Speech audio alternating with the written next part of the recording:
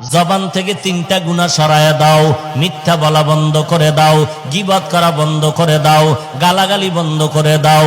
এরপরে তিনটা নেক আমল চালু করো। এক নম্বরে হাঁটতে চলতে উঠতে বসতে কার জিকির করব? এক নম্বরে আল্লাহর জিকির। আল্লাহর জিকির, আল্লাহর নামের তাসবিহ পড়ো। সুবহানাল্লাহি ওয়া বিহামদিহি সুবহানাল্লাহিল আযীম সুবহানাল্লাহি ওয়া বিহামদিহি সুবহানাল্লাহিল আযীম। পারা যাবেনি? আল্লাহ আমাদের কবুল করেন। দুই নাম্বার, আল্লাহর জিকিরের পরে কোরআন তেলাওয়াত করো। আল্লাহর কোরআনের তেলাওয়াত। আল্লাহ পাওয়ার যত মাধ্যম আছে এর মধ্যে দুইটা মাধ্যম বড় মারাত্মক গভীর।